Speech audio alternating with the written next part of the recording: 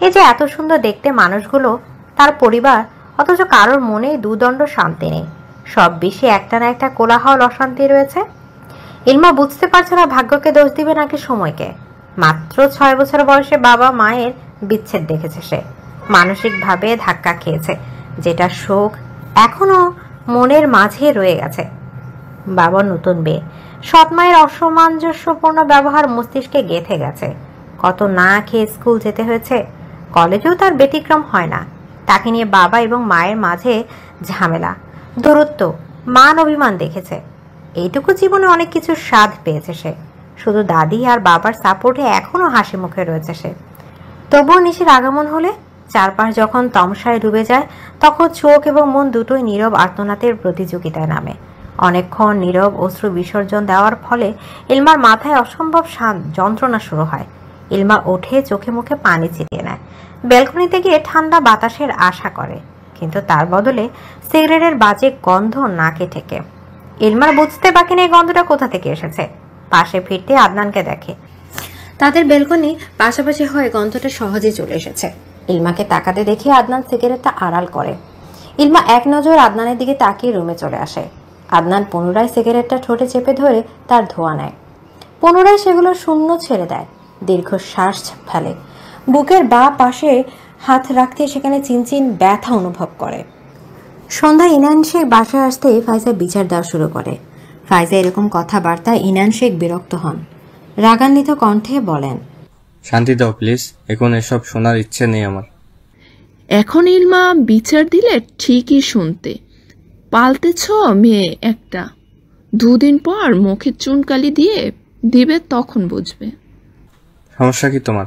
ফালতুর মতো কথাবার্তা বলছো কেন? সমস্যা আছে আমার। তোমার বাইপ ইলমার হয়ে আমার সাথে মুখে মুখে তর্ক করে, বেয়াদ্দপ একটা। আমাকে থ্রেট দেয় আমি ওর বড় নাকি ছোট। গিয়ে দেখো তোমার মেয়ের সাথে প্রেম করছে। মুখ সামলে কথা বলো ফাইজা। ইলমা বা আদনান, তাদেরকে দেখেই বোঝা যায় এইরকম কোনো আকাঙ্ক্ষা ওদের মনে নেই। তুমি অযথা মানুষকে হ্যারেস করা বন্ধ করো। তুমিও আমাকে দাম দেও না। আমি দেখে সতীনের মেয়ে নিয়ে তোমার বাত খাচ্ছি, অন্য কেউ হলে কবেই চলে যেত। জেনে শুনে বিয়ে করছো আমায়, তাহলে এসব কথা আসছে কেন? তোমাদের ব্যবহারে তোমার মেয়েকে সবার সামনে জিজ্ঞেস করো আদনানের সাথে ওর কিছু আছে কিনা। না হলে আদনান আমার সাথে কখনো উঁচু গলায় কথা বলেনি, আজকে কেন বলল? আমি আমার মেয়েকে সব জিজ্ঞেস করতে পারবো না। তোমার বেশি সমস্যা থাকলে নিজে জিজ্ঞেস করে নাও। আমার মেয়ে আমার কাছে স্বচ্ছ কাছের মতো। আমার সমস্যা ঠিক এই জায়গায়। ইলমার প্রতি তোমার এত টান কেন?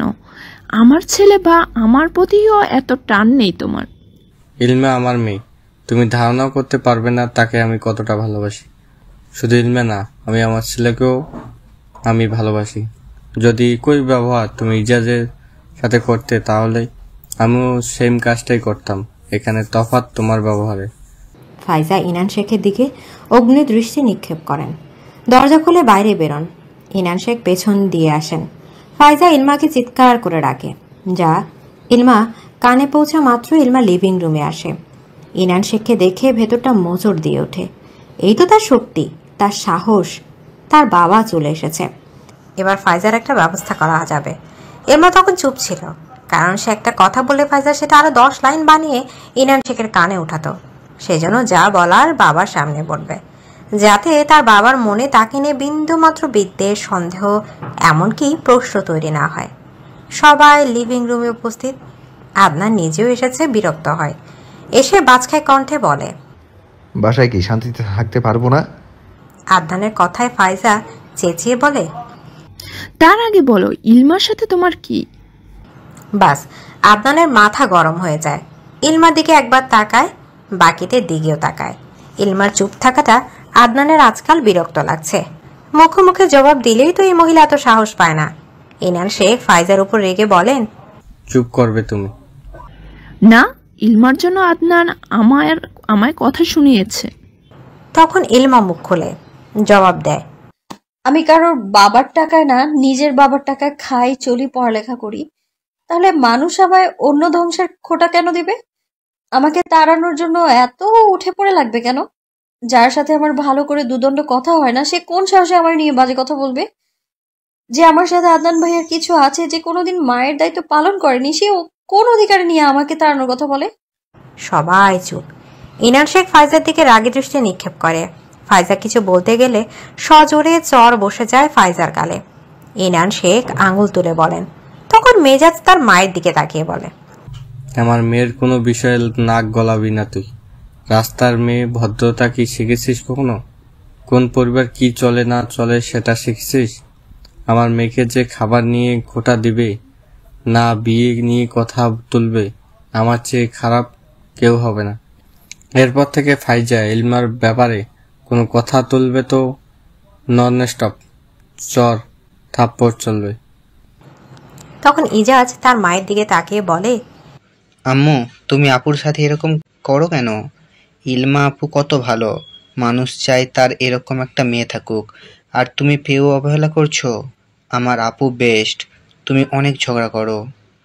ইজাজের কথায় আদনান খানিকটা হাসে, আর চোখে ইলমাকে দেখে ইজাজকে ফিসফিস করে বলে, আপুকে বিয়ে দিবি? ইজাজ আদনানের দিকে তাকিয়ে বলে, হুস, একটু আগে বাবা কি বলল? আপুর বিয়ের কথা তুললে মারবে। ওইটা তোর আম্মুকে, আমাকে না। আপুকে বিয়ে দেবে, সুন্দর একটা দুলাভাই আনবো। আমি খুঁজবো তোর জন্য দুলা ভাই। তাদের কথায় ধ্যান ভাঙে যখন তারেক মাহমুদ বলেন, ফাইজারকে নিয়ে আজকে না বলেই পারছি না। ইলমা এই বাড়ির মেয়ে, ও কি করবে না করবে, খাবে না ফেলবে, সেটা ওর ব্যাপার, আমাদের ব্যাপার। যে দায়িত্ব পালন করেনি তার এত মাথা ঘামানোর কিছুই হয়নি। আর আর কি জেনে বলছিলেন? আমার ছেলের সাথে ওর কিছু। শোনো, ইলমার মতো ভদ্র সভ্র মেয়ে আদনানের মতো বখাটের সাথে প্রেম করবে না। আদনান তো একটা ইসদিয়ার বেয়াদব। ব্যাস, আদনানের মাথায় পুনরায় আগুন জ্বলে ওঠে। মানে ওদের ঝগড়ায় তাকে টানে অপমান করাই লাগবে? সে না হয় টিভিং করে, তাই বলে ইলমার মতো গুণগান গাওয়ার কি আছে? আদনান তার বাবার কথায় জবাব দেয়, আমি ভদ্র মেয়ে বিয়ে করবো না, আমার মতোই একটাকে বিয়ে করব। তাতে কার কি হবে শুনি? তোমার নজর সবসময় পচা জিনিসের উপর যায়। ভালো কিছু মূল্য কি সেটা তো জানো না। যা খুশি করো, শুধু বেয়াদব মেয়ে মানুষ শেখ পরিবারকে বউ করে এই বাড়ির তুলতে পারবে না। তাহলে চাচ্চু কিভাবে এত ভালো মানুষ বিয়ে করে বাড়িতে তুললো? ঈশিতা ছেলের দিকে চোখ রাঙিয়ে তাকায়। আদনান কথাটা বলে নিজেই হতভম্ব হয়ে যায়।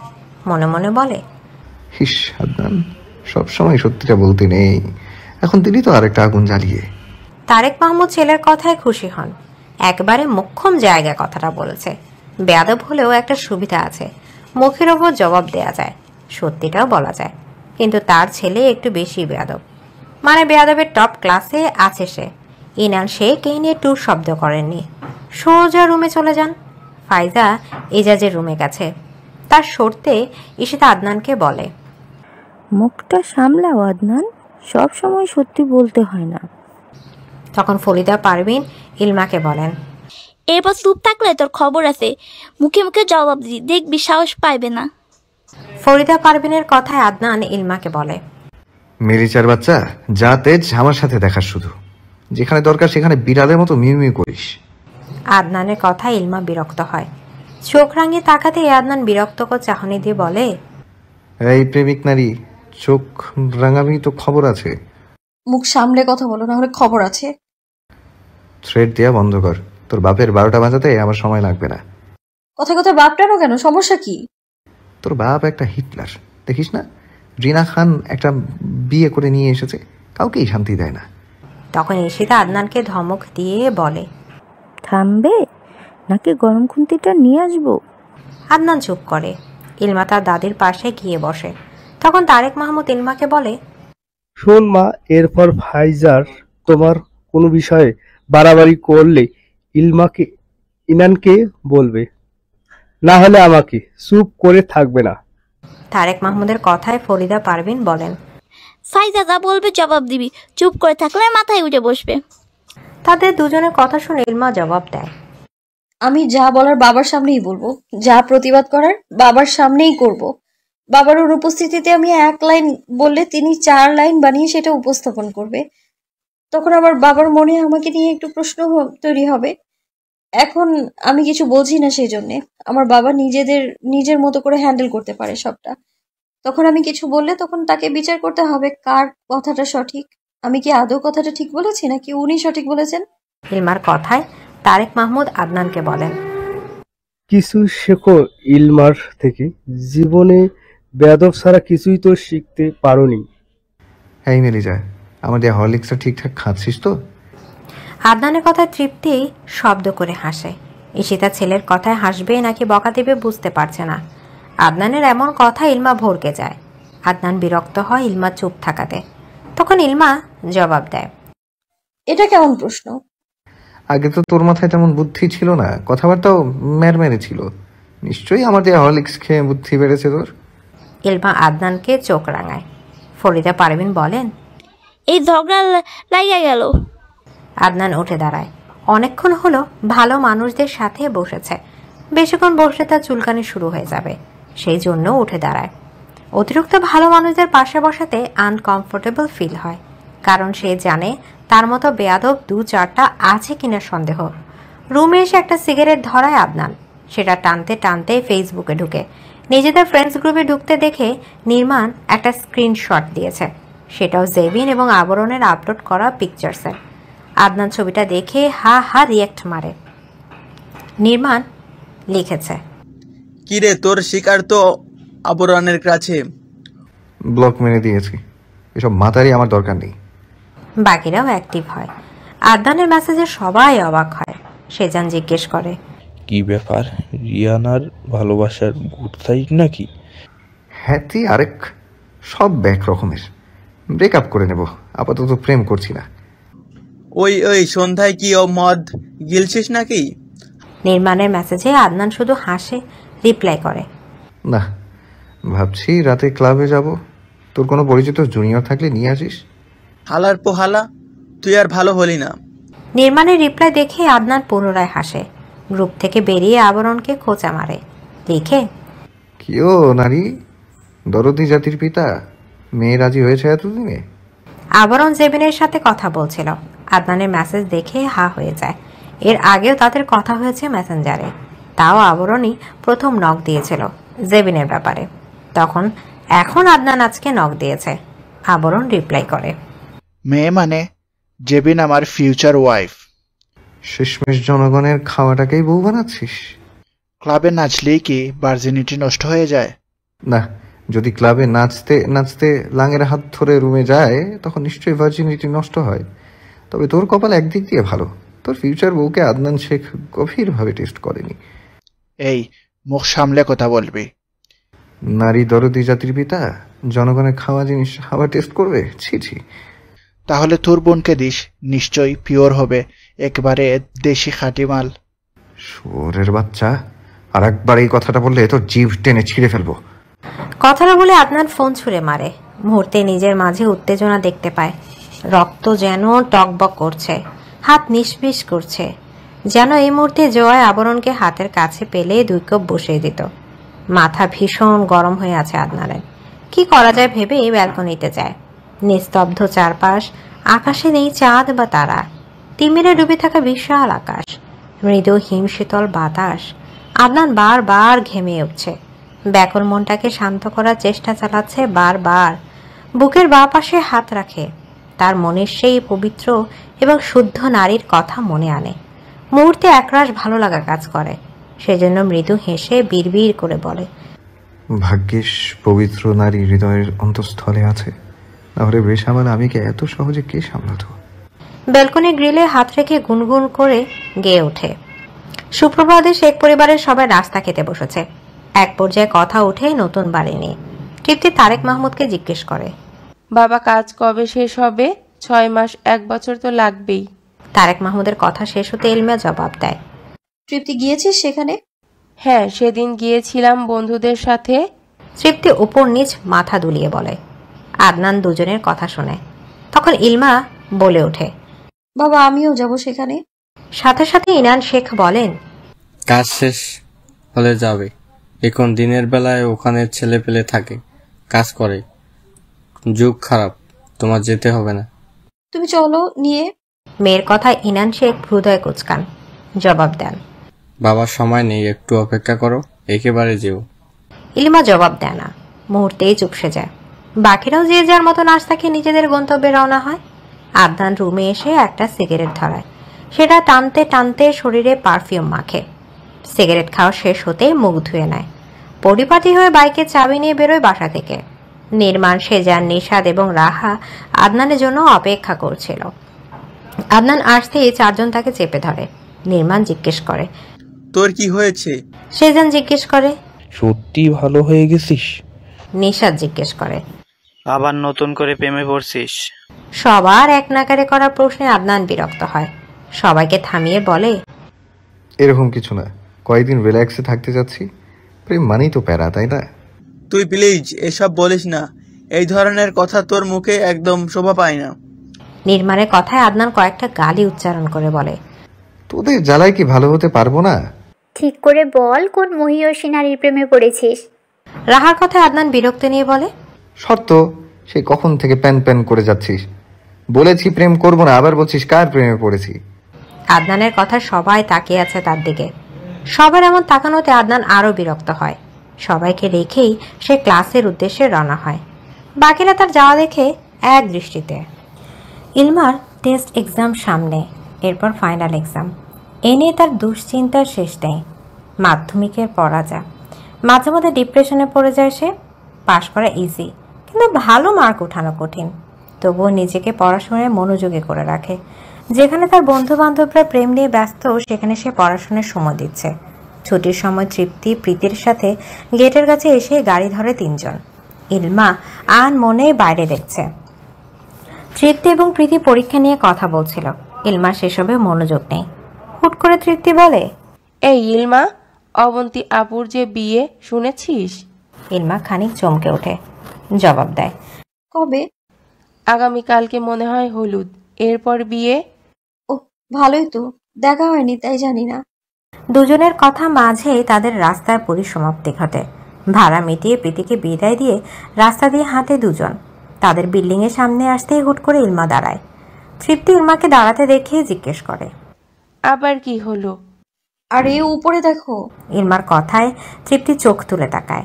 ছাদে ডেকোরেশন করা হচ্ছে, সেটা একবার চোখ বুলিয়ে ভেতরে প্রবেশ করে দুজন। সন্ধ্যায় অবন্তীর বাবা এসে পুরো শেখ পরিবারকে দাওয়াত দিয়ে যায়। ইনান শেখ এবং তারেক মাহমুদ দাওয়াত গ্রহণ করে। অবন্তীর বাবা আদনান, তৃপ্তি এবং ইলমাকে এক্সট্রা ভাবে বলেন গায়ে হলুদে আসার জন্য, সব দেখভাল করার জন্য। অন্তির তো ভাই নেই। এদিকে তারেক মাহমুদ আদনানের দিকে তাকিয়ে বলেন, নিজের বোনের দায়িত্ব পালন করবে না, আর আবার অন্যজনের দায়িত্ব পালন করবে। ওর মতো ছেলে থেকে এসব আশা করা বোকামি। অবন্তীর বাবা তারেক মাহমুদের এমন কথায় জবাব দেন, সবসময় মানুষ একরকম থাকে না, আদনানও পরিবর্তন হবে। হবে যেদিন সূর্য পশ্চিম আকাশে উঠবে। বাবার এমন কথায় আদনানের রাগ হয়। বিরক্তি ভাব নিয়ে বলে, গেলাম না এই বাড়িতে, তাতে আমার কিছু যায় আসবে না। আদনানের তেরা কথায় তারেক মাহমুদ ক্ষুব্ধ হয়ে বলেন, এই তেরামির জন্য কিছু করতে পারবে না। অবন্তীর বাবা তারেক মাহমুদকে থামিয়ে বলেন, আরে এখানকার ছেলেদের রক্ত গরম, শান্তভাবে কথা বল। আমি ওর বাবা হই। তখন ইনান শেখ বলেন, আরে ভাইয়া থামো, ও তো প্রফেশনাল বেয়াদব, সবাই জানে, নতুন করে বলার কি আছে।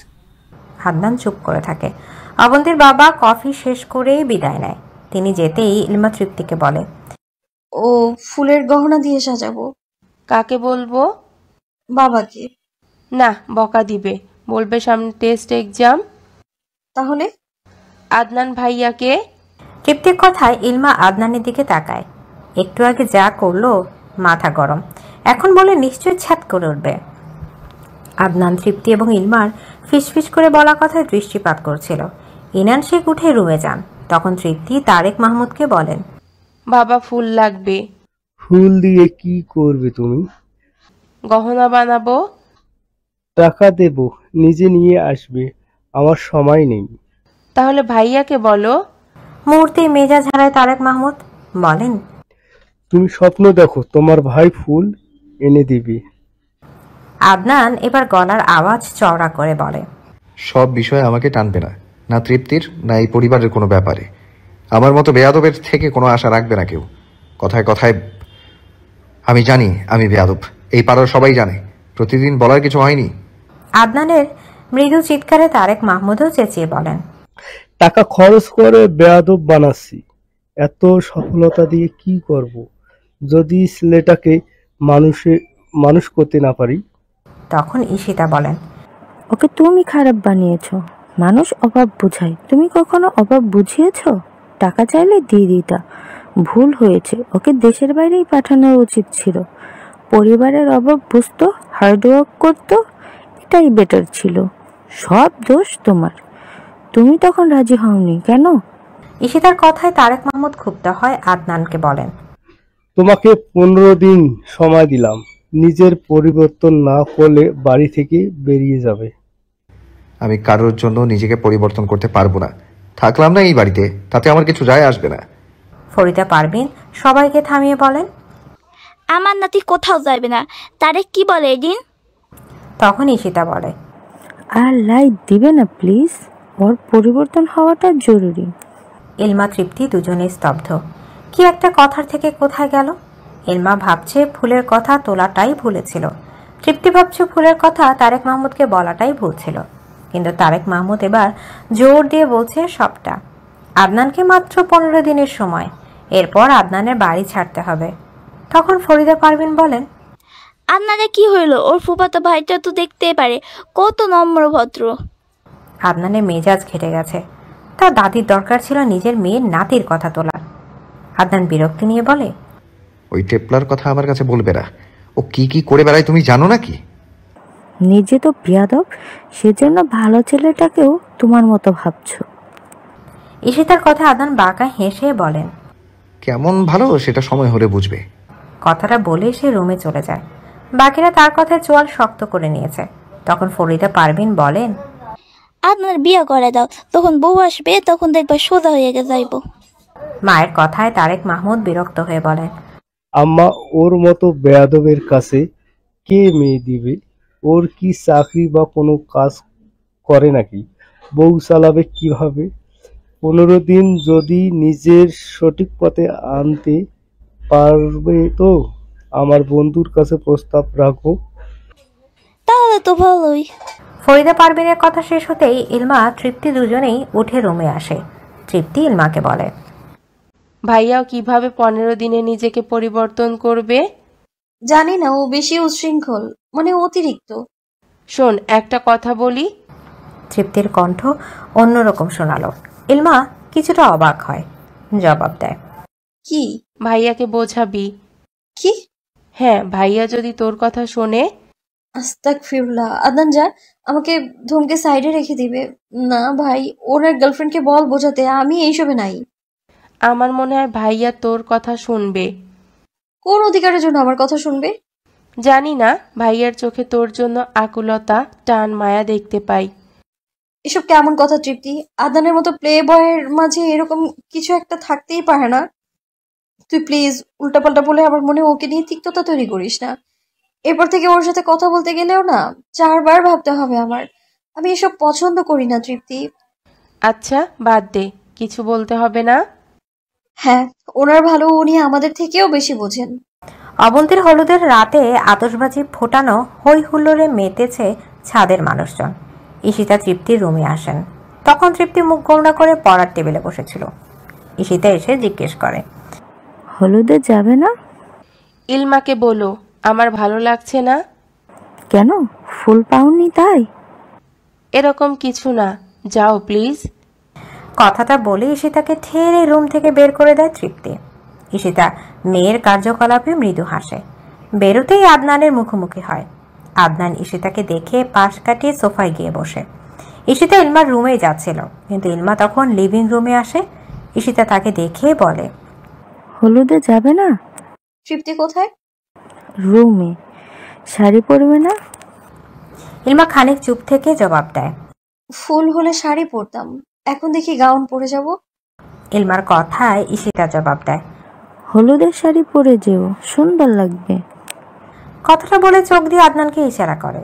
ইলমা আদনানের দিকে তাকায়। সে ফোন স্ক্রোল করছে, কিন্তু ফুলের কথা বলার সাহস নেই তার। এমনিতে গতকাল যা করলো না জানি ধমক একটা দিয়ে বসিয়ে রাখে। ইলমাকে চুপ থাকতে দেখে ঈশিতা ফিসফিস করে বলে, বলো। আরে ধমক দিবে, লাগবে না ফুল। কথাটা জোরে বলে ইলমা। আদনান ভ্রু কুঁচকে তাকায় ইলমার দিকে। ইলমা দৃষ্টি অন্যদিকে ফেরায়। আদনান ইলমার মুখশ্রী একবার পরখ করে। ঈশিতা প্রস্থান করে। তখন তৃপ্তি এসে বলে, ইলমা যাবি না? যাবনি। ভাইয়াকে বল ফুল এনে দিতে। কণ্ঠস্বর খাদে নামিয়ে বলে তৃপ্তি। ইলমা চোখ রাঙিয়ে বলে, আমাকে বলছিস কেন? তুই বল। গতকাল যা বলেছে এখন লাস্ট চান্সে তুই বলে দেখ প্লিজ। আই হোপ তোর কথা রাখবে। তৃপ্তির এহেন কথায় ইলমা পুনরায় চোখ রাঙায়। তৃপ্তি ঠেলতে থাকে। আদনান ওদের কাণ্ড আর চোখে দেখছে আর মিটমিট করে হাসছে। তৃপ্তির জোড়াজুড়িতে ইলমা বাধ্য হয়ে আদনানের সামনে আসে। মাথাটা নিচু করে বলে, বাইরে যাবা? কেন? আদনান জেনেও না জানার ভান করছে। কণ্ঠস্বর কিছুটা রাগ দেখায়। ইলমা আদনানের রাগ মিশ্রিত জবাবে খানিক বিরক্ত হয়। তবু তৃপ্তির কথার জন্য লজ্জা শরম ত্যাগ করে কোমল মিশ্রিত শীতল কণ্ঠে বলে, আমার ফুল লাগবে, তুমি এনে দিবা?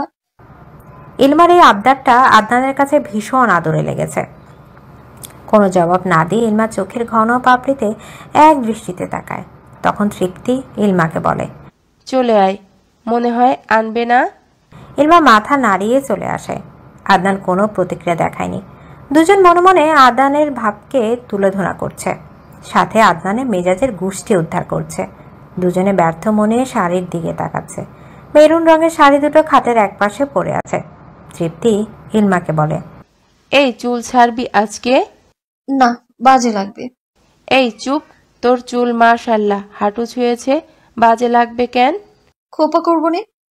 না, চুল ছাড়বি। ভূতে ধরবে। ধরুক, তোর খোলা চুল দেখার শখ ভাই, তেমন একটা ভাগ্য হয় না।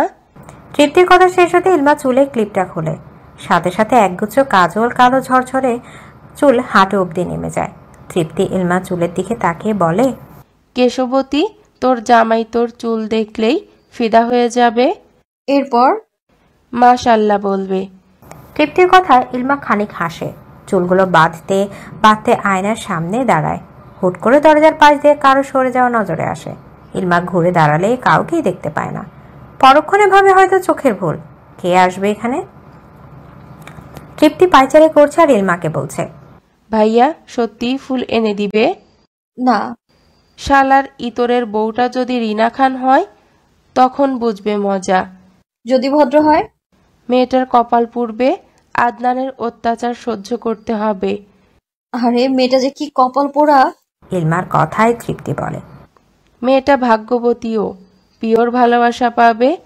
এত প্রেম করেছে, এখন বলছিস বউকে পিওর ভালোবাসা দিবে? ও তো টাইম পাসে প্রেম করে, সিরিয়াস কিছু না। ভালো তো বাসবে বউকে। তৃপ্তির কথা ইলমা জবাব দেয় না। ফোন হাতে বন্ধু মহলে আড্ডা শুরু করে। প্রায় 20 মিনিট অতিবাহিত হওয়ার পর আদনান দরজার সামনে দাঁড়িয়ে বলে, ভেতরে আসবো নাকি তোরা বাইরে আসবি? আদনানের কথায় তৃপ্তি ইলমার দিকে তাকায়। ইলমা জবাব দেয়, ভেতরে আসো। আদনান বিরক্তি নিয়ে বলে, বাইরে আয়, আমি যাব না। তাহলে ঢং করে অনুমতি কেন নিলে? তীব্র ঝাঁঝালো কণ্ঠে প্রতিবাদ করে ইলমা। আদনান রুক্ষ গলায় জবাব দেয়, ঠেকা আমার না তোদের। বাজে লোক। তাতে তোর বাপের কি? আদনানের কথায় ইলমা তর্জনী নাচিয়ে বলে, কথা কথা বাপ টানলে খবর আছে একদম। আয় দেখি কি খবর করতে পারিস। 101 বার বাপ টানবো, তাতে কার বাপের কি? তারা কোথাকার। ইলমা আদনানের ঝগড়ায় তৃপ্তি কপাল চাপড়ায়। দুটো শান্তিতে থাকতে পারে না। সামান্য বিষয় নিয়েও ঠুকাঠুকি, কিন্তু ঝগড়াগুলো শুনতে তৃপ্তির ভালোই লাগে। ইলমা তৃপ্তি লিভিং রুমে আসতেই আদনান ফুলের ব্যাগ ইলমার দিকে এগিয়ে দেয়। ইলমা ব্যাগের দিকে তাকিয়ে বলে, এত ফুল? বেশি হলে দিয়ে দে, উপরের ফ্ল্যাটের মেয়েগুলোকে দিয়ে আসি। আরে নারী দরদি, সমাজ সেবক। ইলমার কথা আদনান থমকে বলে, প্রেমিক নারী উল্টাপাল্টা বলবি না। তোদের মেয়েদের ঢঙের শেষ থাকে না। ফুল না এনে দিলেও সমস্যা, এনে দিলেও নাকামি। এত ফুল তোর বাপের টাকায় ফুল আনিনি, নিজের টাকায় এনেছি। এই কথায় কথায় বাপ টানবে না তো? ধমকে বলে ইলমা। তখন তৃপ্তি বলে, তোমার আইফোনটা দিও, পিক তুলবো আমি আর ইলমা। দেব শর্তে। আদনানের কথায় তৃপ্তি এবং ইলমা দুজনে হা হয়ে যায়। আদনান জীবনেরও নিজের ফোন কারো হাতে দেয় না, পিক তুলতেও না। তার রুমেও তেমন কাউকে ঢুকতে দেয় না। দরজা একটা লক করে রাখে আজীবন। এমনকি বাইকের পেছনে কাউকে বসায় না। কিন্তু হুট করে ফোন দিতে রাজি হয়েছে, তার শর্ত সাপেক্ষে। বিষয়টা সত্যি চিন্তার। আদনানের কথায় ইলমা বলে, কি শর্ত? চুল ছেড়ে হলুদে যেতে পারবি না, বেটা মানুষের আশেপাশে যেতে পারবি না, মেয়ে মানুষ ব্যতীত অন্য কারোর সাথে কথা বলতে পারবি না, হলুদে গিয়ে ঢং নাকামি কোনোটাই করতে পারবি না। এসব রুলস মানলে আমার আইফোন দিয়ে আজকে যত খুশি পিক তোলাতে পারবি। আদনানের শর্ত শুনে ইলমা তৃপ্তির দিকে তাকায়। তৃপ্তি চোখ দিয়ে ইশারা দিতেই ইলমা জবাব দেয়, এইসব শর্ত মানা ব্যাপার না। এই তো ভদ্রভাবে চলবি যাতে লোকে খারাপ না বলে। আচ্ছা যা, দেরি হয়ে যাবে। আদনানের কথায় ইলমা তৃপ্তি ফুল নিয়ে ইলমার রুমে যায়, মূলত গহনা বানানোর জন্য। রুমে এসে ফ্লোরে ফুলগুলো ব্যাগ থেকে বের করে ইলমা। আদনান অনেকগুলো ফুল এনেছে, বলা যায় তাদের প্রয়োজনের চেয়েও 3 গুণ বেশি ফুল। ইলমা তৃপ্তির দিকে তাকিয়ে বলে, তোর ভাই একটা পাগল। আসলেই কিভাবে টাকা নষ্ট করা যায় সেই ধান্দা। বড়লোকি মন তার, দেখিস না কত মেয়ে সেখানে জায়গা পায়। ভাইয়ার রাগ বেশি হলেও মন ভালো। তৃপ্তির কথা ইলমা মৃদু হেসে বলে, হয়তো। আদনান সোফায় বসে ফোন থেকে পিকচার ডিলিট করছে, আবার হাইড করছে। মূলত মেয়েদের সাথে যেসব পিকচার আছে সেগুলো কিছু ডিলিট করছে আর কিছু হাইড রেখেছে। উঠে রুমে এসে ফোনটা চার্জে বসিয়ে ব্যালকনিতে যায় আদনান। আজকে মনটা বেশ ফুরফুরে লাগছে। রাতে ডিনারটা করেই ইলমা এবং তৃপ্তি রেডি হতে বসেছে। ঈশিতাকে ডেকে এনে ইলমা শাড়ি পরে।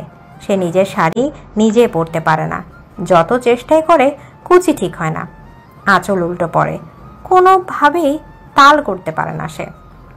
ইলমা তৃপ্তি সেমভাবে শাড়ি পরে, 2 হাতে বেলি ফুলের গাজরার সাথে খোপাতেও ফুল দেয়। ইলমা কানে ঝুমকো পরে, গলার স্বর্ণের চেইনটা আর চেঞ্জ করেনি। চোখে আইলাইনার, কপালে টিপ, হালকা লিপস্টিক, উজ্জ্বল শ্যামবর্ণ, মুখে হালকা সাজে মায়াবী লাগছে তাকে। তাদের 4 ভাই বোনের মধ্যে ইলমা উজ্জ্বল শ্যামলা। সে তার বাবার গায়ের রং পেয়েছে, তবে চেহারা পুরোটাই মায়ের পেয়েছে। আদনান, তৃপ্তি, ইজাজ তার দাদি এবং বাবা মায়ের মতো ধবধবে ফর্সা। শুধু ইনান শেখ এবং ইলমার গায়ের রং একই, সেটাও উজ্জ্বল শ্যামবর্ণ। ইলমা 2টো গোলাপ হাতে নেয়। দুজন তৈরি হয়ে বাইরে আসতেই আদনানকে খাবার টেবিলে দেখতে পায়, বাকিরা সোফায় বসা। ফায়জা আশেপাশেও নেই। সবার আগে বা পরে সে খাবার খায়।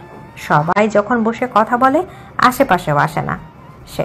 তৃপ্তি এবং ইলমাকে দেখে ফরিদা পারভিন বলেন, সাবধানে যাস, কোনো চেহারা দিকে তাকাবি না। ফরিদা পারভিনের কথায় ইলমা আদনানের দিকে তাকায়, বিড়বিড় করে বলে, তোমার বলতে হবে না, তোমার নাতি যে রুলস দিয়েছে তোমার থেকেও দ্বিগুণ। ইনান শেখ মেয়েকে দেখে জিজ্ঞেস করেন, ফুল এনেছো কখন? বাকিরাও তাকায়। তৃপ্তি তখন জবাব দেয়, ভাইয়া এনে দিয়েছে। বাকিরা আর চোখে আদনানকে দেখছে। আদনান সেদিকে ভ্রুক্ষেপ না করে নিজের মতো করে খাবার খেয়ে শেষ দেয়। হাত ধুয়ে পানি পান করে রুমে যায়। চার্জ থেকে ফোনটা খুলে বাইরে আসে। তৃপ্তির দিকে ফোন বাড়িয়ে দিয়ে বলে, যা বলেছি মনে থাকে জানো? তৃপ্তি মাথা নাড়ায়। ইলমার হাত ধরে বেরিয়ে যায়। আদনান আর সেখানে থাকেনি, সোজা রুমে চলে আসে। বেশি ভালো মানুষদের পাশে বসতে নেই, নাহলে তাদের বাতাস লেগে শরীরে চুলকানি শুরু হতে পারে। তৃপ্তি ইলমা আসতে দেখে সাজানো অবন্তীকে একদম পরে লাগছে। তাদের রিলেটিভ আছে বটে। শিমুল এবং তাজবিহাকে দেখে তৃপ্তি ইলমা তাদের কাছে যায়। কিছুক্ষণ কথাবার্তা বলে তৃপ্তি এবং ইলমা ছবি তুলতে যায়। এক কোনায় দাঁড়িয়ে ইলমা ছবি তুলছে, তার ক্যামেরাম্যান হচ্ছে তৃপ্তি। এক পর্যায়ে তৃপ্তি আশেপাশে তাকিয়ে বলে, কেউ নেই, প্লিজ চুল ছাড়া একটা পিক তোল, অনেক সুন্দর লাগবে। সাথে সাথে ইলমা জবাব দেয়, না, আদনান দেখলে বকবে। তোর হোয়াটসঅ্যাপে পাঠিয়ে ওর ফোন থেকে ডিলিট মেরে দেব। শিমুল তাজবিহ আসতে তৃপ্তি তাদের বলে, পাশাপাশি দাঁড়াও, ইলমাকে যাতে বাহিরে না দেখা যায়। 3 জন পাশাপাশি দাঁড়াতে ইলমা নিজের খোপা ছেড়ে দেয়। দীঘল কুন্তল কোমর ছাড়িয়ে সেই কেশ। ইলমার ছবি তোলা শেষ, হাতে চুল খোপা করে নেয়। তারপর তৃপ্তি ছবি তোলে। অবন্তীকে হলুদ দিয়ে স্টেজে ছবি তোলে 2 জন। 12:30টার মাঝেই আবার বাসায় চলে আসে ইলমা এবং তৃপ্তি। তৃপ্তি শাড়ি পরে হাঁসফাঁস করছে, সেজন্য এসে ফ্রিজ থেকে পানির বোতল নিয়ে রুমে চলে যায়। ইলমা আদনানের ফোন হাতে রুমে আসে, ছবি সহ হোয়াটসঅ্যাপ দিয়ে আদনানের গ্যালারি থেকে ডিলিট করে দেয়। পুনরায় রুম থেকে বেরোয় সে। বেশি দেরি করলে আবার না আদনান রেগে যায়, ফোন দিয়ে এসে চেঞ্জ করতে পারবে সেই ভেবে আদনানের রুমের দরজায় নক করে ইলমা। 2-3 বার নক দিতে আদনান এসে দরজা খোলে। শাড়ি পরা মৃদু এলোমেলো ইলমাকে নজরে আসে আদনানের। শ্যামকন্যা চোখের দিকে দৃষ্টিপাত করতে যেন গভীর সমুদ্র দেখতে পায়। অন্যরকম সুন্দর সেই চোখজোড়া। আদনান সেই গভীর চোখে নিজের চোখের মিলনে বেশিক্ষণ ডুবতে পারেনি, নিজের সর্বনাশের ভয়ে সংযত করে নেয়। সামনে তাকিয়ে বলে, রুলস ঠিকঠাক মেনেছিস তো? ইলমার জবাবে আদনান ভ্রু কুঁচকে বলে, দেখিস মিথ্যা বলিস না, সব খবর আমার কাছে আছে। বললাম তো রুলস মেনেছি। খানিক বিরক্তি নিয়ে কথাটা বলে ইলমা। আদনান চল শক্ত করে বলে, এই মেজাজ দেখাবি না। তোমার কথাবার্তা এমন কেন? সেটা জেনে তোর কাজ নেই। কথাটা বলে ইলমার হাত থেকে ছো মেরে ফোনটা নিয়ে মুখের উপর দরজা লাগিয়ে দেয় আদনান। ইলমার রাগ হয় প্রচুর, সেজন্য দরজা লাথি বসাতে যায়। তখন আবার আদনান পুনরায় দরজা খুলছিল। চাদরের ফ্লোরে সিপ কেটে পড়তে যায় ইলমা। আদনান হতভম্ব হয়ে ইলমার এক হাত ধরতে পড়া থেকে রক্ষা পায় ইলমা। রাগে দুঃখে তার কান্না আসছে। আদনান ইলমার চোখ মুখ দেখে মুখ টেপে হাসে। ইলমা নিজেকে সামলে তীব্র ঝাঁঝালো কণ্ঠে বলে, আল্লাহ বিচার করবে, দরজায় শান্তি মতো লাথিটাও বসাতে দেয় না। ইলমার কথায় আদনান জবাব দেয়, মাথা মোটা, এরকম শক্ত কাঠের দরজায় লাথি দিলে পা ভেঙে যেত। ভাঙলে ভাঙতো, তাতে কার বাপের কি? কথাটা বলে আদনানের থেকে হাত ঝাড়ি মেরে সরিয়ে নেয়। মুখ ঝামটা মেরে চলে আসে নিজের রুমে। আদনান ইলমার যাওয়ার দিকে তাকে হো হো করে হেসে ওঠে। যেই হাসির শব্দ ইলমার কানে আসতে চরম বিরক্ত হয় ইলমা। এদিকে ইলমা রুমে যাওয়ার পেছন দিয়ে আদনান নিজের রুমে প্রবেশ করে দরজা লক করে দেয়। ফোন হাতে নিয়ে গ্যালারিতে যেতে একটাও ছবি পায় না তৃপ্তি এবং ইলমার। মুহূর্তেই টনক নড়ে তার, সব ডিলিট করে দিয়েছে ইলমা। কিন্তু মেয়েটা বড্ড বোকা, তার হোয়াটসঅ্যাপে গেলেই তো ছবি সব পেয়ে যাবে। সেজন্য আদনান ইলমার আইডিতে যায়। ছবি সহ কিছু গেছে, আবার কিছু যাচ্ছে। আদনান একে একে ইলমার সবগুলো ছবি সেভ করে নেয়। ব্যালকনিতে বসে বসে ইলমার ছবিগুলো দেখে সে। ঘড়ির কাঁটা সকাল 7টার ঘর ছুঁয়েছে। আদনানের অ্যালার্ম সেই 6:30 থেকে বেজেই যাচ্ছে। আদনান সেটা বন্ধ করে আবার নির্দিষ্ট সময় চলতে থাকে অ্যালার্ম। প্রচুর বিরক্ত নিয়ে বিছানা ছেড়ে ফ্রেশ হতে চলে যায় আদনান। আজকে ভার্সিটি যাবে সে। রুমে এসে নিজেকে তৈরি করে নাস্তা খাওয়ার জন্য লিভিং রুমে আসে। তারেক মাহমুদ এবং ইনান শেখ মাত্র এসেছে নাস্তা খাওয়ার জন্য। তারা 3 জন একসাথে বসে নাস্তা সেরে নেয়। খেতে বসে তেমন কথা হয়নি তাদের মাঝে। আদনানের খাওয়া শেষ হতেই বাইকের চাবি নিয়ে আসে। ইলমা তৃপ্তি সবে নাস্তা খেতে এসেছে। আদনান দুজনকে আর চোখে পরখ করে। বেরিয়ে যাওয়ার আগে মুহূর্তেই তারেক মাহমুদ আদনানকে শুনিয়ে বলেন, আম্মা তোমার নাতনিকে বলে দিও আর 14 দিন। আদনানের কানে আসে সে কথা। বাকিরা তার যাওয়া দেখছে। আদনান সূক্ষ্ম দীর্ঘশ্বাস ছেড়ে বাইক নিয়ে বেরিয়ে যায়। তারেক মাহমুদ আদনানের যাওয়া দেখে বিরক্ত হন। ফরিদা পারভিন তারেক মাহমুদকে বলেন, আর কিছু বলার নাই, শোন বিকেলে আমি আর তৃপ্তি ফাতিহার বাসায় যাবো। মায়ের কথায় ইনান শেখ জিজ্ঞেস করেন, হুট করে কেন? অনেকদিন ধরেই বলছে ফারিসের ছেলের জন্য মেয়ে দেখবো। এ তো বেশ ভালো খবর। ইনান শেখের কথায় তারেক মাহমুদ তৃপ্তিকে বলেন, ভালো মেয়ে দেখবে হারিসের জন্য, ছেলে যথেষ্ট ভদ্র। ইলমা সবার কথা শ্রবণ করে। নাস্তা শেষ করে সবার উদ্দেশ্যে বলে, বিয়েতে যাবে না তোমরা? তারেক মাহমুদ জবাব দেন, ইনান তো কোর্টে যাবে, বাকিরা যা আছে যাবে আর কি। ফাইজা ইজাজকে বকছিল তখন, পড়ালেখা ঠিকঠাক করে না, এই সেই হাবিজাবি কত ব্যাপার নিয়ে। ইজাজ নাস্তা খেয়ে রুমে চলে যায়। তৃপ্তি তার আম্মুকে রান্নার কাজে হেল্প করতে যায়। ইলমা উঠে নিজের রুমে আসে। তার রুম অনেকটা অগোছালো হয়ে আছে। ইলমার তেমন সময় হয় না রুম গোছানোর। আজকে যেহেতু কলেজ যাবে না, রুমটা গোছানো যাক। টেবিল একাডেমিক বইয়ের সাথে কিছু গল্প উপন্যাসও বই ছিল, যেগুলো পড়ার জন্য বুকশেলফ থেকে নামিয়েছিল ইলমা। যেহেতু সামনে টেস্ট এক্সাম, উপন্যাসের বই পড়ার মানেই হয় না। বইগুলো সুন্দর করে সেলফে তুলে রাখে সে। রুম ক্লিন করে, লিভিং রুমটাও গুছিয়ে নেয়। রান্না বান্না শেষ হতে কিছু কাজে হেল্প করে ইলমা। ফাইজার সাথে তার কথা হয় না, বলা যায় ফাইজা তাকে ইগনোর করে। সেজন্য ইলমাও আগ বাড়িয়ে কথা বলতে চায় না। ভার্সিটিতে দাঁড়িয়ে বন্ধুদের সাথে কথা বলছে আদনান। এক হাতের আঙুলের ফাঁকে জ্বলন্ত সিগারেট, যেটা কিছুক্ষণ পরপর মুখে তুলছে আর ধোয়া টানছে। অপোজিটে আবরণ মেয়েদের র‍্যাক দিচ্ছে। আদনানের চোখের আড়াল হয়নি সেসব ব্যাপার। রিয়ানার সাথে তেমন একটা যোগাযোগ হয় না আদনানের, বলা যায় নিজে থেকেই কথা বলা কমিয়ে দিয়েছে। দেখা হলে ব্রেকআপ করে নেবে। আদনানের হাবভাব ভালো ঠেকছে না নির্মাণের কাছে, সেজন্য বেশিক্ষণ নিজের কৌতূহল ধরে রাখতে পারেনি। নির্মাণ আদনানের দিকে শান্ত স্বরের প্রশ্ন ছুড়ে মারে, তোর হয়েছেটা কি? আদনান সিগারেটে একটা টান দিয়ে বলে, সময় খারাপ যাচ্ছে। বাকিরা কিছুটা অবাক হয়। শেজান জবাব দেয়, তোর অল্প স্বল্প পরিবর্তনের জন্য তোর মন মর্জি বুঝি না। আদনান শূন্য তাকায়, সূক্ষ্ম দীর্ঘশ্বাস ছেড়ে বলে, আমি খারাপ, ভালো সংস্পর্শে এসে দেখছি আবার সব নড়বড়ে হয়ে যাচ্ছে। পরিস্থিতি যেন আমায় বাস্তবতার কাঠগড়ায় আসামি হিসেবে দাঁড় করাচ্ছে।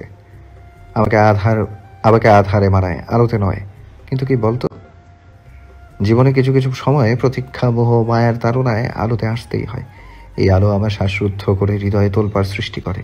আমার নতুন সৃষ্টি কিংবা শেষ ধ্বংস এই আলোতে দেখতে পাচ্ছি। আদনানের কথায় নির্মাণ জবাব দেয়, এই আলোটা কি কাউকে ভালোবাসার মতো সর্বনাশী ব্যাপার স্যাপার? নির্মাণের কথা প্রত্যুত্তরে কোনো প্রতিক্রিয়া দেখায় না আদনান। বাকিরাও আর প্রশ্ন করার সাহস পায়নি। তবে ঘটনা ঘটে অন্য।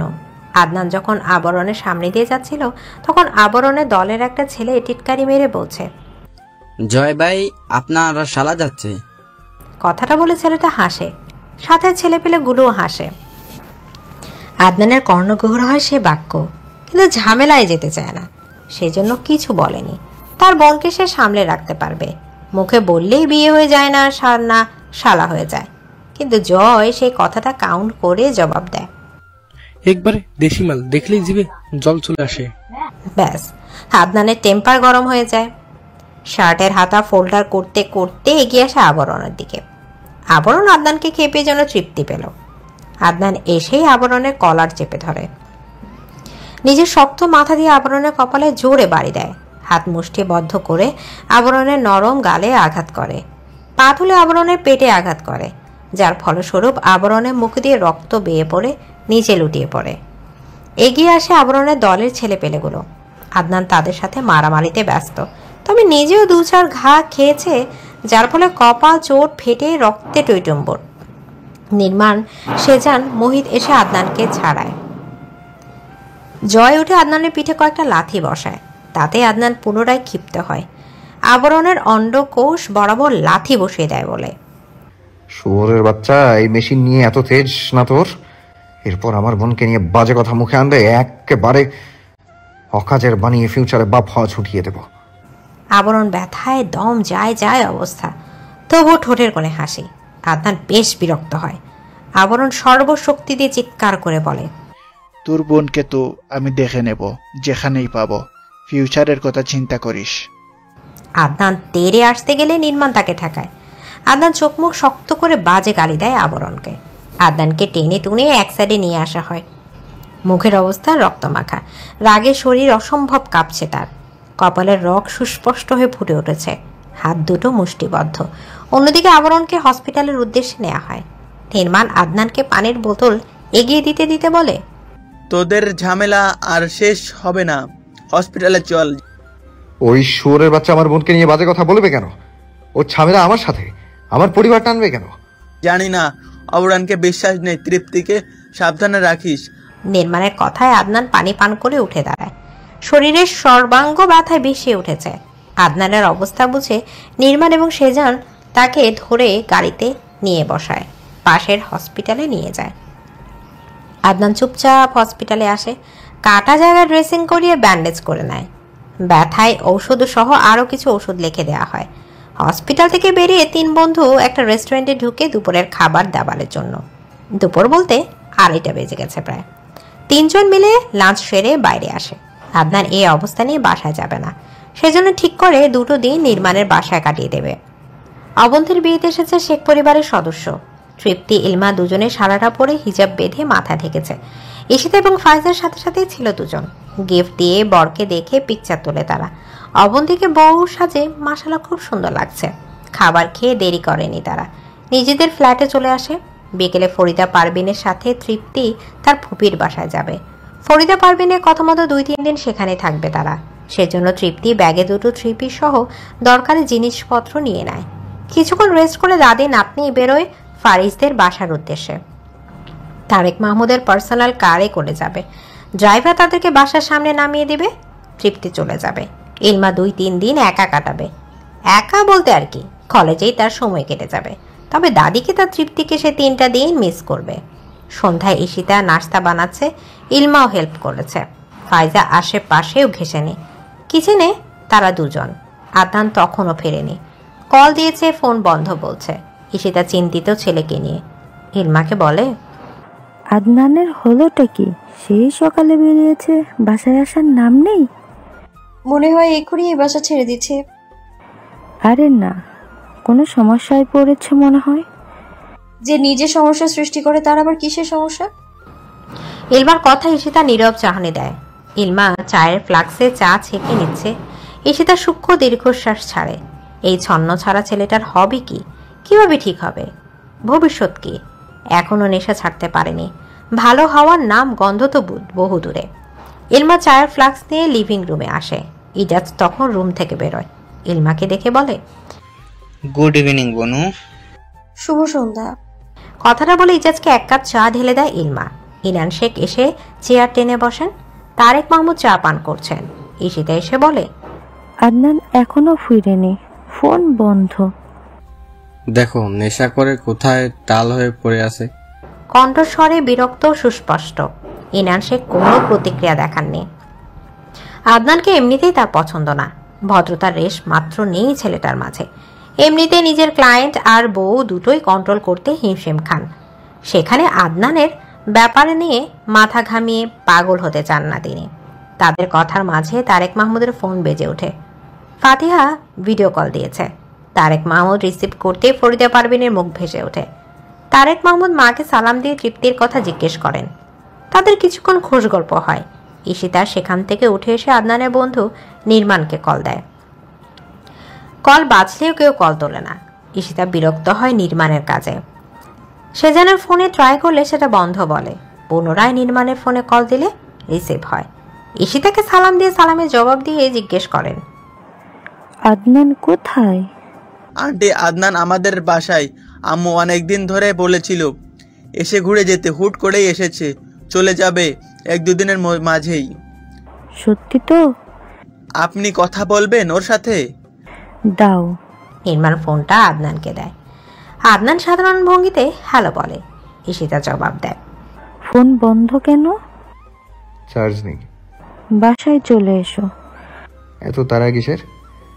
আর তো 13টা দিন, এরপর এমনিতেও বাসা ছেড়ে চলে আসব। যখন কাটটা তখন। আমাকে ছাড়া থাকার অভ্যেস করে নাও। করব, সমস্যা নেই। খাবার খেয়েছো? তুমি? বাসায় চলে এসো। যাব সময় হলে। ঈশিতা আর কিছু বলেনি। আদনান কল কেটে দেয়। ফোনটা নির্মাণের দিকে এগিয়ে দিয়ে বলে, সব নাটকবাজ। বাসায় থাকলে শান্তি দেয় না, চলে এসেছি তাতেও কল দিয়ে রাখে। মায়ের মন তো। ঋতুর শেষে ঝড়ের তাণ্ডব মূলত প্রাকৃতিক বৈরতা এবং ঋতু পরিবর্তনের সময়ের অস্থিরতার লক্ষণ হিসেবে ধরা যায়। এটি বাংলার সাংস্কৃতিক চেতনাকেও গভীরভাবে প্রচিত। আকাশের অবস্থা মেঘাচ্ছন্ন সকাল থেকে। এরই ভেতর খবর এসেছে ফাইজার মা মারা গেছেন। হুট করে মারা গেছেন। অবশ্য মৃত্যুর গ্যারান্টি নেই, কখন কার ডাক পড়ে। মানব জন্মে অত্যাবশ্যক এবং চরম সত্য হলো মৃত্যু। সমস্ত প্রাণী মৃত্যুর স্বাদ গ্রহণ করবে, এটি মিথ্যে নয়। আপনি, আমি, আমরা সবাই একদিন মৃত্যুর স্বাদ গ্রহণ করব। মায়ের মৃত্যুর খবর পাওয়া মাত্রই ফাইজা কেঁদে কেটে অস্থির। তাদের গ্রামের বাড়ি চট্টগ্রাম। তার মাও সেখানেই শেষ নিঃশ্বাস ত্যাগ করেছে। যেহেতু আত্মীয়, সেজন্য শেখ পরিবারের নিয়ম অনুযায়ী প্রথম দিন সবাই মৃত বাড়িতে যায়। সে অনুযায়ী সকাল থেকে ব্যাগ গোছাচ্ছে ফাইজা। ঈশিতা, তারেক মাহমুদও যাবেন। ফরিদা পারভিন এত দূর জার্নিতে অসুবিধা হবে, সেজন্য তিনি যাবেন না। এমনি তো তৃপ্তি ইলমার সামনে পরীক্ষা। এখন চট্টগ্রাম গেলে কমপক্ষে 4 থেকে 5 দিন সময় নষ্ট হবে। তৃপ্তি যেতে পারবে, বাট যেতে পারলেও ইলমাকে নিতে রাজি না ফাইজা। এই নিয়েও ইনান শেখের সাথে ঝগড়া হয়েছে দুদণ্ড। ফরিদা পারভিন তৃপ্তি ফাতিহার বাসায়, এখন চাইলেও আসবে না। আগামীকালকে পাত্রে দেখতে যাবে। এদিকে ইলমাকে এক ছেড়ে যেতে রাজি না ইনান শেখ। আদনানের কোনো খোঁজ খবর নেই, সেজন্য সেসব নিয়ে ভাবছে না কেউই। ফাইজা ইজাজের ব্যাগ গুছিয়ে নিজের বোরখা গায়ে জড়ায়। ইনান শেখ চিন্তিত ভঙ্গিতে লিভিং রুমে আসেন। ফোন হাতে ফরিদা পারভিনকে কল দেয়। রিসিভ হতেই বলে, আমা বিকেলে চলে এসো, ইলমা একা থাকতে পারবে না। আচ্ছা। ইনান শেখ দীর্ঘশ্বাস ছেড়ে ইলমাকে ডাকে। বাবার ডাক পেয়ে ইলমা আসে। ফাইজা তখন লিভিং রুমে এসেছে। ইলমাকে দেখে বিরক্ত হয় ফাইজা, তবে মুখে প্রকাশ করে না। তারেক মাহমুদ এবং ইশিতা এসেছে তৈরি হয়ে। ইনান শেখ ইলমার মাথায় হাত বুলিয়ে দিয়ে বলেন, সাবধানে থেকো, বিকেলে তোমার দাদি চলে আসবে। থাকতে পারবো, সমস্যা নেই। কণ্ঠস্বর খাদে নামিয়ে জবাব দেয় ইলমা। ইলমাকে কিছু টাকা দিয়ে ইনান শেখ সহ বাকিরা বেরিয়ে যায়। তাদের বিদায় দিয়ে ইলমা দরজা লক করে দেয়। কিচেনে গিয়ে ভেজানো মাংস রান্না বসায়। ভাত কুকারে বসিয়েছিল ইশিতা। তরকারি রান্নার আগে ছুটতে হচ্ছে, যেহেতু রাতে ফরিদা পারভিন এবং তৃপ্তি আসবে, সেভাবে রান্না করে ইলমা। কিছুটা সুস্থ অনুভব করে আদনান, সেজন্য ঠিক করে আজকে বাসায় চলে যাবে। এমনিতেও গতকাল থেকে এখন অবধি নিজের ফোন বন্ধ হয়ে রেখেছে। ভেবেছিল 2-3 দিন থাকবে নির্মাণদের বাসায়, সেটা সম্ভব না। এখানে তার মন টিকছে না তেমন। বাসায় গিয়ে একটা ঘুম দেবে। লাঞ্চ করে রেডি হয় আদনান। আর এটার দিকে সবাইকে বিদায় জানিয়ে বাইরে আসে আদনান। আকাশের অবস্থা খুব খারাপ। কিছুক্ষণের মধ্যেই যেন সব তছনছ করে দিবে ঝড়ের তাণ্ডবে। আদনান ক্ষিপ্ত কালো অম্বরে দৃষ্টি মেলে। সে বাসায় গিয়ে পৌঁছাতে পারবে কিনা শিওর না। রিক্সা ধরে বাসার উদ্দেশ্যে রওনা হয় সে, কিন্তু অর্ধেক পথ আসতেই তুমুল বেগে বাতাসের সাথে ঝুপঝাপ করে বৃষ্টি শুরু হয়। আদনান আকাশের দিকে তাকায়। এই বৃষ্টি কয়েকদিনের জন্য কে জানে। চারপাশ অন্ধকার প্রায়। এখন কি বিকেলে নাকি রাত বোঝা মুশকিল। সমস্যা হয় একত্রে। আদনান বাসায় কাছাকাছি আসতেই তার রিক্সা আটকে ধরে দুটো মাইক্রো। আদনান কি ভেবে রিক্সা থেকে নেমে ভাড়া মিটিয়ে সামনে এগোয়। আর একটু সামনেই তাদের বাসা। প্রায় 8-9 জনের মতো ছেলেপেলে আদনানকে ঘিরে ধরে। তাদের এক একজনের চাহনি একটু অন্যরকম। আদনান বুঝে এরা আবরণের লোক, সেজন্য না ঘাবড়ে জিজ্ঞেস করে, কি চাই? তখন একজন বলে, বৃষ্টিময় রাত, অন্ধকারে মেঘলা চারপাশ, খেকশিয়ালটা ধরছে একটা পোষা বিড়াল। তোর বাপ বিড়াল, তুই বিড়ালের বাচ্চা মোরগ। আদনান হলো সিংহ। আদনানের এরকম কথায় ছেলেটি তার মাথা দিয়ে আদনানের কপালে বাড়ি মারে। বৃষ্টির পানিতে ভেজা শরীর, চুলের পানি নাকের কপাট বেয়ে সরু হয়ে গজাচ্ছে। আদনান সবার দিকে আর চোখে তাকায়। পকেটে হাত দিয়ে একটা ছুরি আলগোছে বের করে। একটা ছেলের গলা কণ্ঠনালী চেপে ধরে ঘাড় বরাবর ছুরি বসিয়ে দেয়। খুব দ্রুত হয়, বাকিরা হতভম্ব হয়ে যায়। বাকি 4টা ছেলে আদনানকে ঘিরে ধরে। কেউ লাথি, কেউ ঘুষি দেয়। আদনান ছুরি দিয়ে কয়েকজনকে আঘাত করে, তবে সে প্রচুর মার খেয়েছে। নাক মুখ রক্তে সিক্ত। তখন একটা ছেলে আকস্মিক একটা ছুরি আদনানের হাতে গভীরভাবে বসিয়ে দেয়। সাথে সাথে গলগলিয়ে রক্ত বের হতে থাকে হাত থেকে। হাতের যন্ত্রণায় দিক বিদিক শূন্য হয়ে পড়ে আদনান। সর্বশক্তি প্রয়োগ করে ছুরিটা টেনে বের করে। বৃষ্টির পানিতে ধুয়ে যায় সেই ছুরির টকটকে লাল রক্ত। ছেলেগুলো নিজেদের নিয়ে পালিয়ে যেতে ব্যস্ত। আদনান হাত চেপে ধরে এগোয় সামনে। গতকাল মার খেয়ে অবস্থা খারাপ হয়েছিল। ওষুধ খেয়ে যাই ব্যথা কমিয়েছে। এখন তো 3 ডাবল। পুরো শরীর যেন কেউ বিষ ঢেলে দিয়েছে। বৃষ্টির পানিতে ভিজে এবার না জ্বর চলে আসে। বিভিন্ন ভাবনা মাথায় আসছে আদনানের। কোনো রকম বাসায় এসে কলিং বেল চাপে আদনান। কয়েকবার কলিং বেল চাপতে ইলমা এগিয়ে আসে। দরজায় হোল দিয়ে বাইরে দেখে। ভেবেছিল দাদি আর তৃপ্তি এসেছে, কিন্তু সম্পূর্ণ উল্টো ব্যাপার। আদনান এসেছে। ইলমা দরজা খুলতে আদনান দাঁতে দাঁত চেপে বলে, হাতে কি গজব পড়েছে? দরজা খুলতে এত সময় লাগে? মুখ সামলে কথা বলো। চুপ, তোর মুখ তুই সামলে রাখ। বজ্জা। কথাটা বলে ভেজা শরীর নিয়ে আদনান সোফায় বসে। ইলমা দরজা লাগিয়ে নজর দিতে দেখে ফ্লোরে লাল রঙের কিছু। হতভম্ব হয়ে আদনানের দিকে তাকায় ইলমা। ডান হাত রক্তে টইটম্বর, গোলাপি ঠোঁট এবং ফর্সা গাল কালো হয়ে আছে। আদনানের অবস্থা দেখে ইলমা ভয় পায়। কাপা কাপা স্বরে জিজ্ঞেস করে, কি হয়েছে তোমার? আদনান হাত চেপে রেখে জবাব দেয়, একটা ওড়না আনতো, রক্ত ঝরছে। ইলমা মাথা নাড়ায়। কোথা থেকে ওড়না আনবে? এদিক সেদিক ঘুরে পুরানো ওড়না পায় না। সেজন্য নিজের রুমে গিয়ে কাবার থেকে কালো রঙের একটা ওড়না নিয়ে আসে। হাত অসম্ভব কাঁপছে তার। এমনিতে চারপাশে যা বৃষ্টি হচ্ছে, মাঝে মধ্যে বাজ পড়ছে। ভাগ্যিস বাসায় আইপিএস আছে, না হলে তো কাজ ছাড়ত। আদনানের হাতে বোধ হয়েছে শার্টের বোতাম খুলবে। ইলমা ওড়না এগিয়ে দিলে আদনান চোখ মেলে তাকায়। খুবই শীতল কণ্ঠে বলে, হেল্প কর। কি? আমার শার্টের বোতামগুলো খুলে দে। কি? চোখ বের করে বলে ইলমা। আদনান বিরক্ত হয়, জবাব দেয়, হাতে শক্তি নেই বোতাম খোলার, থাকলে তোকে বলতাম না। ইলমার মায়া হয়। এমনিতে আদনানের অবস্থা দেখে তার খারাপ লাগছে। বাসায় কেউ নেই যে হেল্প করবে, এখন তার ভরসায় আছে বেচারা। ইলমা মৌনতা কাটিয়ে বলে, তুমি চোখ বন্ধ করে রাখবে। চোখ খোলা থাকলে সমস্যা কি? আরে লজ্জা লাগে। ঢং ছাড়, হেল্প করবি না বল। ইলমা কাঁচু মাচু হয়ে দাঁড়ায়। আদনান ভেজা শরীর নিয়ে উঠে দাঁড়ায়। ইলমা এগিয়ে গিয়ে শার্টের বোতামগুলো খুলে দেয়। শার্টের অবস্থা খারাপ, সে সাথে হাতটা যে রক্ত মেখে লাল হয়ে আছে। ইলমা চোখ মুখ খিচে রেখে আদনানের আঘাতের জায়গায় ওড়না শক্ত করে বেঁধে দেয়। আদনান চোখ বন্ধ করে ব্যথা গিলে নেয়। ইলমা আওড়ায়, এত ব্যথা কিভাবে সহ্য করছো? এসব কি করে হয়েছে? পরে বলবো। বাকিরা কোথায়? ওই ইজাজের নানু মারা গেছে, সবাই চট্টগ্রাম গেছে। তোকে নেয়নি? হতভম্ব হয়ে জিজ্ঞেস করে আদনান। ইলমা জবাব দেয় না। আদনান আর কিছু বলেনি, উঠে রুমে চলে আসে। ওয়াশরুমে ঢুকে হাত না ভিজিয়ে শাওয়ার নেয়। কোনো রকম চেঞ্জ করে বাইরে এসে, রক্ত ঝরছে না বোধ হয়।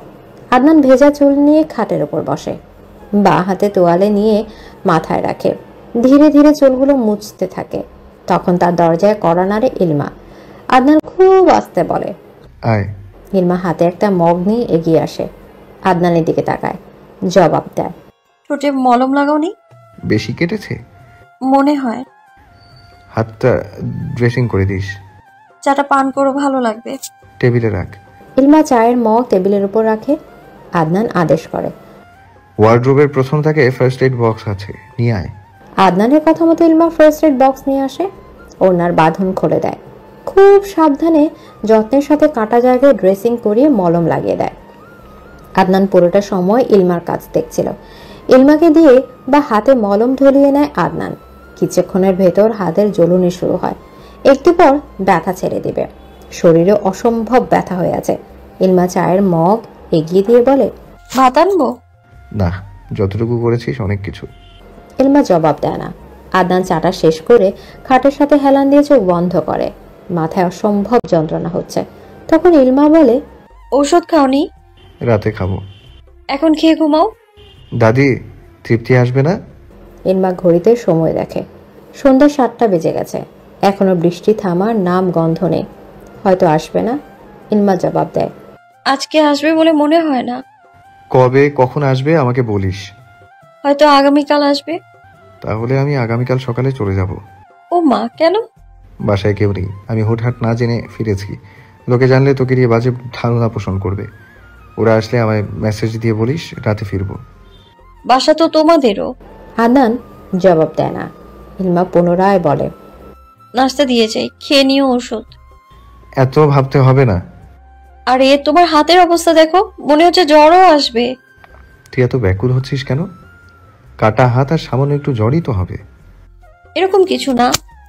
কণ্ঠস্বর খাতে নামিয়ে জবাব দেয় ইলমা। আদনান কিছু বলে না। ইলমা নিজের ওড়না হাতে রুমে আসে। আদনান ইলমা যাওয়ার দিকে তাকে মুচকিয়ে হাসে। এক হাত কপালে দিয়ে দেখে অসম্ভব গরম হয়ে আছে। অসময় জ্বর আসলে প্রেমিক নারী সেবা করবে তো, নাকি লজ্জায় দূরে দূরে থাকবে? ইলমা তখনকার বলা কথা ভেবে আদনান হাসে। চোখ বন্ধ করে রাখবে। আমার লজ্জা লাগে। রুমে আসতে ইলমা দেখে তৃপ্তির অনেকগুলো মিসড কল। সেজন্য ইলমা নিজে কল ব্যাক করে। রিসিভ হতে তৃপ্তি জানায়, বৃষ্টির জন্য আসা হয়নি, 9টার দিকে বৃষ্টি থামলে চলে আসব আমি আর দাদি। সমস্যা নেই, এত কষ্ট করে আসতে হবে না, আমি থাকতে পারবো। আরে না, কি বলিস? একটা কয়েক ঘন্টারই তো ব্যাপার। চাচু জানলে খবর আছে। আমি বাবাকে কল দিচ্ছি। না, চলে আসব। আসতে হবে না, আমি এখন খাবার খেয়ে ঘুম দেব। দাদি কি বলে জানাচ্ছিস তোকে? ইলমা কল কাটে। এখন তৃপ্তি এবং দাদি আসলে ঝামেলা আরেকটা বাঁধবে। আদনানকে দেখলে যদি সন্দেহ করে। এই মুহূর্তে বাসা ছেড়ে আদনানে যাওয়ার মতো কোনো জায়গা নেই। এমনিতেই সে অসুস্থ। ইলমা বুঝতে পারছে না কি করবে। এখন আদনানকে এটা বললে বেচারাও চিন্তায় পড়ে যাবে। তার চেয়ে বৃষ্টি 10টার পর থামলেই হবে, আর আশা হবে না তাদের। এছাড়া কোনো উপায় নেই। এই আদনানেরও আসার সময় নেই। আজকেই কেন আসতে হলো? বৃষ্টিও বুঝে সময় বুঝেছে। এদিকে রাত 10:30 নাগাদ আকাশের গর্জন এবং ঝুপঝুপ বৃষ্টি কিছুটা থেমেছে। তবুও মাঝে মধ্যে ভয়ঙ্কর রকমের ডাক দেয় আকাশ। ইলমা পড়ার টেবিল ছেড়ে উঠেছে 10টায়। তৃপ্তিরা কল দিয়ে জানিয়েছে আজকে আর আসছে না, তবে আগামীকালকে বিকেল নাগাদ চলে আসবে। ইলমা স্বস্তির নিঃশ্বাস ফেলে আদনানের রুমের দিকে যায়। দরজা নক করলে কোনো সাড়া শব্দ পায় না। 7টার দিকে আদনান ঘুমিয়েছিল। ইলমা রুম থেকে বেরোনোর সময় লাইট অফ করে দিয়েছিল। হয়তো উঠেনি। ইলমা অনুমতির জন্য বসে থাকেনি। রুমে ঢুকে লাইট অন করে নজরে আসে কম্বল গায়ে জড়িয়ে ঘুমন্ত আদনানকে। ঠোঁট ফুলে অসম্ভব লাল হয়ে আছে, চোখের পাতা বন্ধ, দেখে মনে হচ্ছে গভীর ঘুমে তলানো। গাল এখনো লাল হয়ে আছে, কাটা জায়গায় ওষুধ লাগায়নি হয়তো। ইলমা এগিয়ে আসে, আদনানের নাম ধরে বার করে ডাক দেয়, কিন্তু কোনো সাড়া শব্দ পায় না। ইলমা কাঁপা কাঁপা হাতে আদনানের কপালে হাত রাখে। মুহূর্তে যেন তার ঠান্ডা হাত ছ্যাত করে উঠল। কপাল পুড়ে যাচ্ছে জ্বরে। ইলমা হতভম্ব হয়ে যায়, আদনানকে ডেকে জাগিয়ে তোলে। ঘুমের মাঝে ডাকাডাকি আদনানের অপছন্দ। ইলমার ডাকাডাকিতে চোখ মেলে তাকায়। সারা অঙ্গ পতঙ্গ ব্যথায় বিষিয়ে আছে। মুখটা তেতো মনে হলো। দাঁত মুখ খিচে ইলমাকে বলে, ডাকছিস কেন? ভাত খাবে। এখনো ওষুধ খাইনি, জ্বর এসেছে তোমার। আমার যে জ্বর এসেছে তুই কি করে বুঝলি? আদনানের এমন প্রশ্নে ইলমা বিরক্ত হয়, ধমকে বলে, চোখ মুখ দেখেই বোঝা যাচ্ছে। বেশি প্যান প্যান করে খবর আছে, খাবার খেতে আসো। তোর কথা আমি কেন শুনবো? ঠিক আছে, না খেলে নাই। হেল্প কর, খিদে পেয়েছে। কথাটা বলে ইলমা চলে আসার জন্য উদ্ধত হয়। আদনান পুনরায় ডাক দেয়। ইলমা পেছনে ঘুরে দাঁড়ায়, ভ্রু উঁচিয়ে জিজ্ঞেস করে। আদনানের কথায় ইলমা মেঝেতে দৃষ্টি রেখে ঠোঁট টিপে হাসে। তৎস্থ পায়ে এগিয়ে যায়। আদনান বা হাত এগিয়ে দিলে ইলমা সেটা আঁকড়ে ধরে। ইলমার সাহায্য নিয়ে আদনান উঠে দাঁড়ায়। নিচ থেকে ইলমার হাত সরিয়ে নেয়, চোখ মুখ খিচিয়ে বন্ধ করে। ভীষণ রকমের জ্বলুনি হচ্ছে চোখে। আদনান কিছুক্ষণ দাঁড়িয়ে থাকে। ইলমা আদনানকে দেখছে। বেচারার অবস্থা পুরো নাজেহাল, অসুস্থতা ভালোই ধরেছে। আদনান জিজ্ঞেস করে, দাদি আসেনি? আগামীকাল বিকেলে আসবে। ও, তাহলে সকালেই বাসা ছাড়তে হবে। তুমি অসুস্থ। চুপ, তুই এসব বুঝবি না। কেউ বেরোতে দেখলে উল্টাপাল্টা ভাববে। সকালে গেলে কেউ দেখবে না। খাবার খেতে আসো। তুই যা এখন। ইলমা চলে আসে। কিচেনে গিয়ে খাবারের প্লেট গ্লাস সব টেবিলে আনে। আদনানের জন্য ফ্রিজ থেকে লেবু নামিয়ে সেটা কাটে। জ্বরের মুখে লেবু উপকারী হবে। সব রেডি করতে দেখে আদনান ঝিমিয়ে ঝিমিয়ে আসে। হাত পা এবং মাথার ব্যথায় ভালো লাগছে না কিছু। ইলমা চেয়ার টেনে দিতেই আদনান বসে। হাত ধুয়ে নিতে ইলমা প্লেটে ভাত বেড়ে দেয়। আদনানের খেতে ইচ্ছা করছে না। এত বড় হয়েছে, তারপরে বাচ্চাদের মতো করে আবদার করতে মন চাইছে, খেতে ইচ্ছা করছে না। আদনান ইলমার দিকে একবার তাকায়। সে নিজের খাওয়ায় ব্যস্ত। আদনান খাবার মুখে তুললে জিজ্ঞেস করে, রান্না তুই করেছিস? হ্যাঁ, কেন ভালো হয়নি? বুঝতে পারছি না, সব তেতো লাগছে। খেয়ে নাও, ওষুধ খেলে ঠিক হয়ে যাবে। আদনান কয়েক লোকমা খেয়ে পানি ঢেলে দেয়।